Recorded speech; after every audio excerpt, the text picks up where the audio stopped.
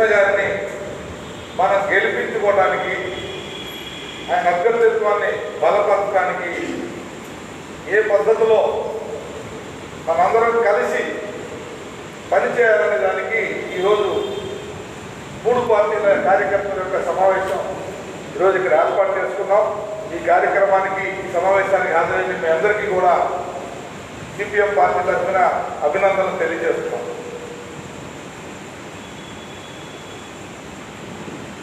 మిత్రులారా, ఇందాక నాకు ముందు మాట్లాడిన వక్తలు మాట్లాడారు. ఈరోజు భారతదేశం యొక్క ఐక్యత, దేశ సమైక్యత, సమగ్రత, దేశం యొక్క ఎగ్జిస్టెన్స్ ప్రశ్నార్థకం ప్రమాదంలో పడే పరిస్థితి అయితే ఉన్నది అనేది దేశవ్యాప్తంగా మేధావులందరూ భావిస్తున్నారు.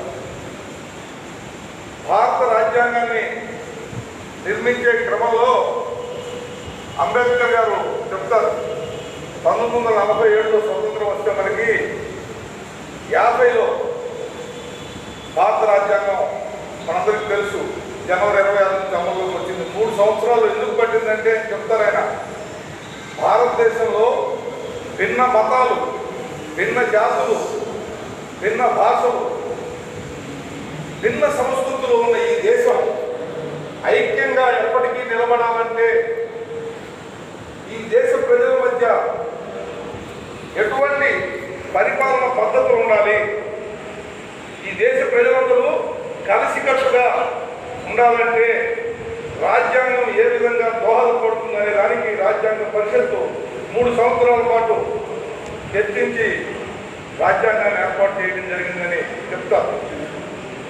బ్రిటిష్ వాళ్ళు మనందరికీ తెలుసు, విభజించి పాలించు సూత్రాన్ని పాటించారు.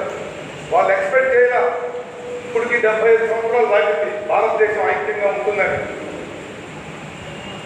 వాళ్ళు వెళ్ళిపోయినా వీళ్ళు చేత కాదు, ఈ దేశాన్ని పరిపాలించుకోవడం చేత కాదు, వీళ్ళు కొట్టుకుని మతపరంగా, జాతిపరంగా, భాషాపరంగా డివైడ్ అయిపోతారు అనుకున్నారు. కానీ భారత రాజ్యాంగం యొక్క గొప్పతనం ఏంటంటే,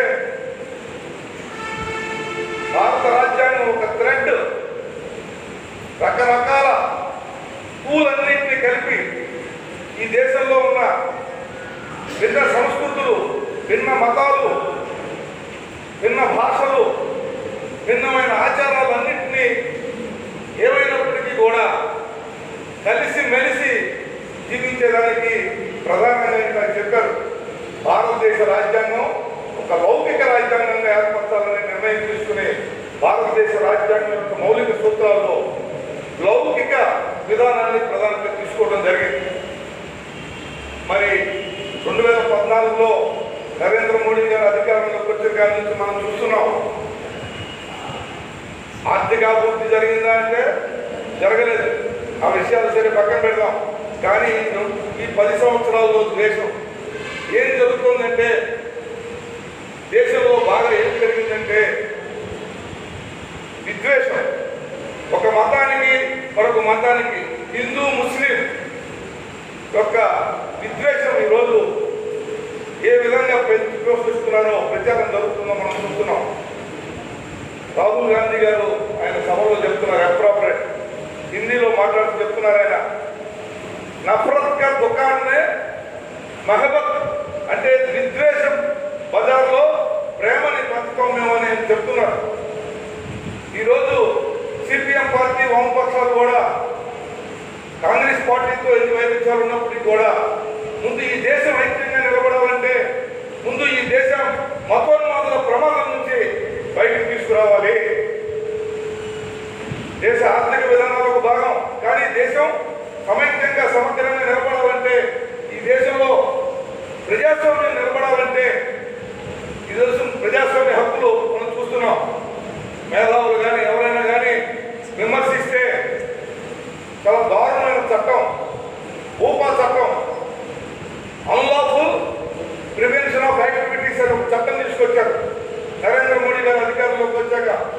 ఈ దేశంలో పెద్ద పెద్ద మేధావుల్ని, ప్రొఫెసర్స్ని అందరినీ కూడా ఎవరైతే ఈ మతోన్మాదాన్ని వ్యతిరేకిస్తున్నారో, ఈ మతోన్మాదం ప్రమాదం అని చెప్తున్నారో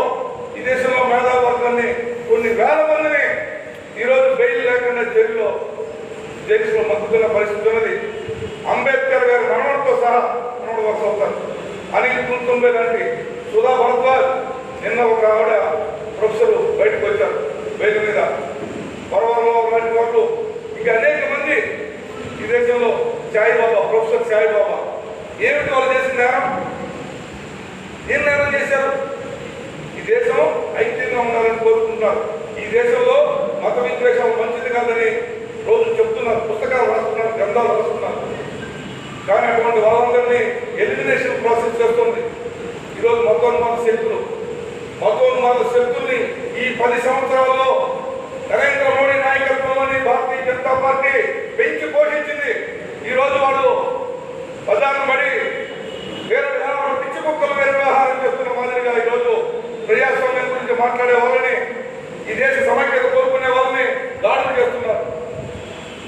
ఈ దేశం ఎలా ఉండాలి, ఈ దేశం రైతాంగానికి సంబంధించి, వ్యవసాయానికి సంబంధించి ఎటువంటి విధానాలు ఉండాలి అని చెప్తే ఈరోజు మనం చూసాం.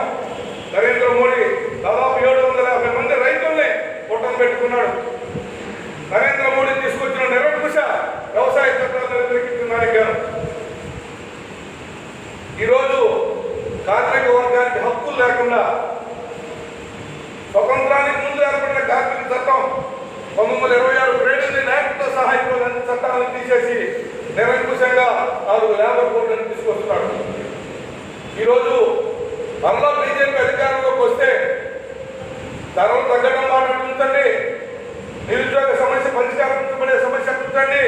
ఈ దేశం మాత్రం ఐక్యంగా ఉండే పరిస్థితి కనబడట్లేదు. ఓపెన్ గా చెప్తున్నారు వాళ్ళు, రాజ్యాంగాన్ని మారుస్తాం కాబట్టి 400 నాకు 400 పైన సీట్లు ఇవ్వండి అంటున్నాడు. దేనికోసం అంటే భారత రాజ్యాంగాన్ని మార్చాలంటే 203 మెజారిటీ ఉండాలి. నాకు 203 మెజారిటీ ఇవ్వండి, నేను భారత రాజ్యాంగాన్ని మార్చేస్తాను, జమిలీ ఎన్నికలు తీసుకొస్తాను, మరొకటి చేస్తానంటున్నాడు. ఇది రాజ్యాంగానికి విరుద్ధం, భారతదేశ ప్రజాస్వామ్య వ్యవస్థకి గొడ్డలు పెట్టు. కాబట్టి ఈ దేశంలో ఈ రాజ్యాంగాన్ని కాపాడుకోవాలి. ఈ దేశంలో ప్రజాస్వామ్య హక్కులు, భారత రాజ్యాంగంలో ఈరోజు వర్కర్స్ సమ్మె చేస్తున్నారంటే, రైతులు పోరాటం చేస్తున్నారంటే, మరొకరు తమ నిరసన వ్యక్తం చేస్తున్నారంటే భారత రాజ్యాంగం ప్రాథమిక హక్కుల్లో ఆర్టికల్ 19(1)A చెప్తుంది, భావ ప్రకటన స్వేచ్ఛ, రైట్ టు ప్రొటెస్ట్ చేసే హక్కు భారత రాజ్యాంగం ఇచ్చింది. ఈరోజు మనం ఇక్కడ కూర్చొని మాట్లాడుకుంటున్నామంటే ఇది భారత రాజ్యాంగం ఇచ్చిన హక్కు. ఈ హక్కులు లేకుండా చేయాలని నరేంద్ర మోడీ అధికారంలోకి వచ్చే ప్రయత్నం చేస్తున్నారు. ఇది చాలా ప్రమాదకరం. ఈ దేశంలో భారత రాజ్యాంగానికి బదులుగా మనుస్మృతిని తీసుకొచ్చి మనుస్మృతి రాజ్యాంగంగా ఉంచి పరిపాలన చేయాలనే ప్రమాదం ఈరోజు ఉన్నది. మనందరికీ తెలుసు, దేశంలో మత సామరస్యం కోరుకున్న మహాత్మా గాంధీని ఎవరు చెప్పారు? ఆదురామ్ వినాయక్ గాడ్సే చాలా కొద్ది రోజుల్లో ఆర్ఎస్ఎస్ కార్యకర్తగా దారుణంగా మన దేశ స్వతంత్రం కోసం పోరాడిన మహాత్మా గాంధీని దారుణంగా హత్య చేసింది. ఈరోజు నరేంద్ర మోడీ గత ఎన్నికల్లో చూసాం అనేక సందర్భాల్లో, నేను స్ట్రాంగ్ గవర్నమెంట్ కావాలన్నాడు. మళ్ళీ నిన్న మొన్న పుల్వామా ఘటనని ఏ విధంగా ఉపయోగించుకుని ఈ దేశంలో అధికారంలోకి వచ్చాడో 2019లో మనం చూసాం. బీజేపీ నియమించిన గవర్నర్ సత్యపాల్ మలిక్ గారు చెప్పారు, నరేంద్ర మోడీ ఏ విధంగా పుల్వామా ఘటన జరగడానికి బీజేపీ ఏ విధంగా కారణం ఆయన ఓపెన్ గా చెప్పారు. ఈరోజు ఆయన మీద కేసు పెట్టిన పరిస్థితి మాజీ గవర్నర్ కాశ్మీర్, జమ్మూ కాశ్మీర్ గవర్నర్ మీద. నిన్న మొన్న ఇజ్రాయెల్ మీద ఇరాన్ డ్రోన్లతో నౌక మీద దాడి చేయడం మనం తెలుసు. అంత పూర్వం సిరియాలో ఇరాన్ దౌత్య కార్యాలయం మీద ఇజ్రాయెల్ దాడి చేస్తే 9 మంది దౌత్య సిబ్బంది చనిపోయారు. దానికి ప్రతీకారంగా వీళ్ళు దాడి చేశారు. నరేంద్ర మోడీ గారు బీజేపీ మేనిఫెస్టోని విడుదల చేస్తుంది. మొన్న ఏం చెప్పారు మీరు పేపర్లో చూసుంటారు, ప్రపంచంలో వెస్ట్ ఆసియాలో యుద్ధ మేఘాలు కమ్ముకుంటున్నాయి. భారతదేశాన్ని ఈ పరిస్థితుల్లో ఒక స్ట్రాంగ్ గవర్నమెంట్ కావాలని చెప్తున్నాడు. అంటే ఈ దేశంలో ప్రపంచంలో ఈరోజు జరుగుతున్న పరిణామాలను తన రాజకీయ లబ్ధి కోసం ఉపయోగించుకోవడానికి వాట్ ఈజ్ స్ట్రాంగ్ గవర్నమెంట్? ఏంటి స్ట్రాంగ్ గవర్నమెంట్? ఎవరి కోసం? ప్రజలందరినీ తీసుకెళ్లి లోపల వేయడానిక? రైతుల్ని లోపల వేయడానిక? కార్మికుల్ని రైతుల్ని కాల్చి చంపడానిక? దేనికి స్ట్రాంగ్ గవర్నమెంట్? ఈరోజు ప్రశ్నించవలసిన పరిస్థితి ఉంది. కాబట్టి రాష్ట్రంలో పరిస్థితి చూస్తే చెప్పారు,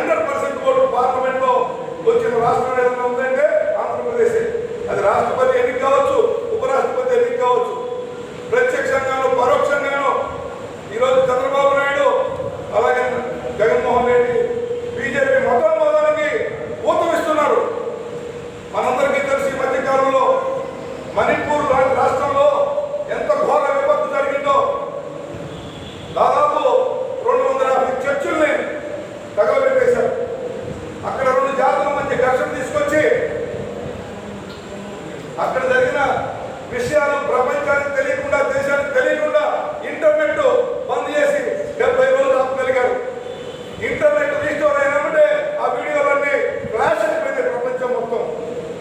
మహిళల్ని నగ్నంగా ఊరేగించి రేప్ చేసి చంపితే నరేంద్ర మోడీ ఒక్క మాట మాట్లాడాల. నరేంద్ర మోడీ గారితో మాట్లాడించడానికి అవిశ్వాస తీర్మానం పార్లమెంట్లో ప్రవేశపెట్టాల్సిన పరిస్థితి ఏర్పడింది. మన రాష్ట్రంలో నేను క్రిస్టియన్స్ అని చెప్పుకుంటూ క్రిస్టియన్కి సానుభూతి పడని చెప్పుకునే జగన్మోహన్ రెడ్డి ఇదేంటి ఎలాగైతే చర్య, ఈ ఘోరమైన చర్యను ఒక్క మాట మాట్లాడాల. చంద్రబాబు నాయుడు ఒక్క మాట మాట్లాడాల. పవన్ కళ్యాణ్ ఒక్క మాట మాట్లాడాల. ఈ రాష్ట్రంలో వామపక్షాలు ప్రజాతంత్ర శక్తులు అభ్యుదయవాదులు దీన్ని తీవ్రంగా ఖండించారు. అనేక చోట్ల ఆందోళన చేశాం మనం. ఈరోజు భారతదేశంలో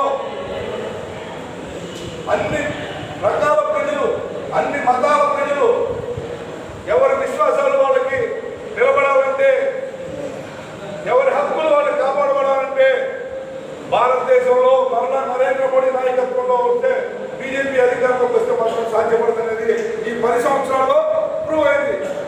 కాబట్టి ఈరోజు ఇండియా కూటమి నరేంద్ర మోడీ హఠాత్తుగా దేశ బచావో అనే నినాదంతో యాంటీ బీజేపీ ఫోర్సెస్ అనే దేశంలో చాలా పెద్ద ఎత్తున ఐక్యమైనవి. అందులో భాగంగానే ఇండియా కూటమి ఏర్పడింది. ఈరోజు కొంతమంది అడుగుతున్నారు, మీరు కేరళలో కాంగ్రెస్ ప్రధాన ప్రతిపక్షం అవ్వచ్చు, మరొక రాష్ట్రంలో మరొకరికి అవ్వచ్చు, కానీ రేపు కేంద్రంలో ప్రభుత్వాన్ని ఫార్మేట్ చేసే విషయంలో కేరళలో కమ్యూనిస్ట్ పార్టీ, మార్క్సిస్టు, సిపిఐ విడిగా పోటీ చేసే ఎన్నికల్లో గెలిచినప్పటికీ కూడా బీజేపీకి సపోర్ట్ ఇవ్వు. కాంగ్రెస్ కానీ కమ్యూనిస్టులు కానీ ఈరోజు బీజేపీకి ప్రత్యామ్నాయంగా ఒక ప్రభుత్వాన్ని ఏర్పాటు చేయాలనేది ఈరోజు. లేకపోతే రేపు పొద్దున కాంగ్రెస్ పార్టీ ప్రజాస్వామ్య హక్కులు ఉండవు, కమ్యూనిస్టు ప్రజాస్వామ్య హక్కులు ఉండవు. ఎమర్జెన్సీలో ప్రజలు ఏ విధంగా ఏకమయ్యారో ఈరోజు ఎల్కే అద్వానీ లాంటి వ్యక్తులు చెప్తున్నారు.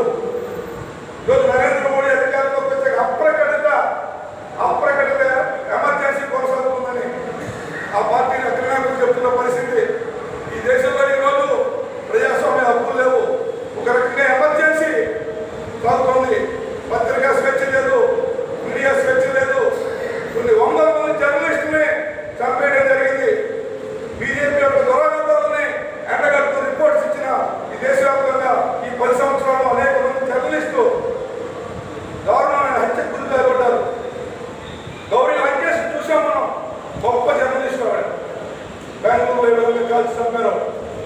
కాబట్టి ఈ దేశంలో ప్రజల హక్కులు కాపాడబడాలంటే, ప్రజాస్వామ్య హక్కులు నిలబడాలంటే, దేశం సమైక్యంగా సమగ్రంగా ఉండాలంటే, భారత రాజ్యాంగం కల్పించిన స్వేచ్ఛ స్వాతంత్రం నిలబడాలంటే, భారతదేశం అల్టిమేట్గా ఐక్యంగా ఉండాలంటే మనందరం తక్షణ కర్తవ్యం నరేంద్ర మోడీ నాయకత్వంలోని బీజేపీని బ్యాక్ చేసి 2024 ఎన్నికల్లో బయటికి తోసేయాల్సిన అవసరం ఉంది. కాబట్టి ఈరోజు మనందరం కాంగ్రెస్ పార్టీకి సపోర్ట్ చేయడం అంటే, నరేంద్ర మోడీకి వ్యతిరేకంగా ఎన్నికల్లో మనం ఆల్టర్నేటివ్ గవర్నమెంట్ ఎస్టాబ్లిష్ చేయడం అంటే ఇది ఒక పెద్ద దేశభక్తియుతమైన పోరాటంగా తీసుకోండి. కాబట్టి కమ్యూనిస్టులు ఈరోజు కాంగ్రెస్ కలిసి ఈ దేశంలో ఈ మతోన్మాద భూతాన్ని కనివేయడం కోసం మనందరం చాలా సీరియస్గా కృషి చేయాల్సిన బాధ్యత మనందరి మీద